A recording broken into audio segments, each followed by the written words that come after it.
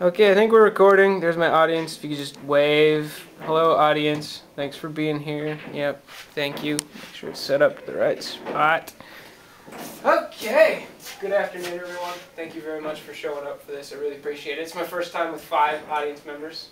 That is a huge, huge improvement from the last 3 speeches. First of all, I invited you here today because I wanted to talk to you a little bit about your impact on the environment and what you can do to reduce carbon footprint, more or less, by changing your lifestyle somewhat. First of all, we all know in Seoul, it's a city with massive amount of people, the pollution is fairly high, the air quality is not exactly great, the traffic is absolutely terrible, and I, for one, really don't care to be involved in that, and I don't think you guys do either.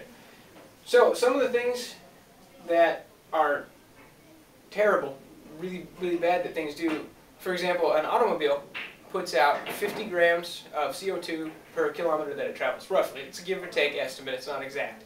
Whereas a train or a bus puts out between 90 and 100 grams of carbon dioxide per mile, or excuse me, per kilometer that it travels.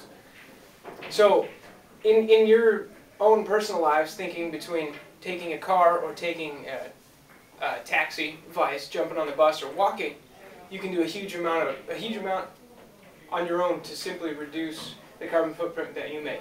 Tyler did something awesome. Went and bought himself a bicycle. Of course, he didn't buy it because he wanted to reduce his carbon emissions.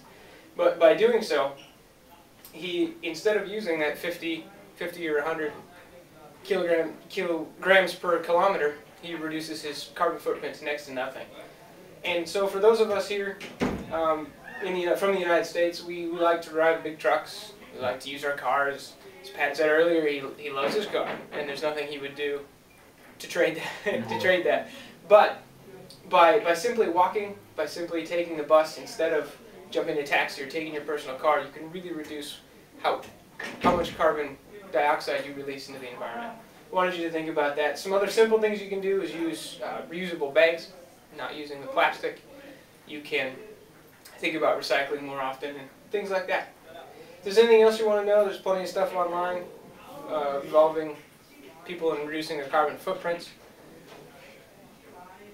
If you have any questions, please feel free to ask. Do you have anything else? Any ideas about it?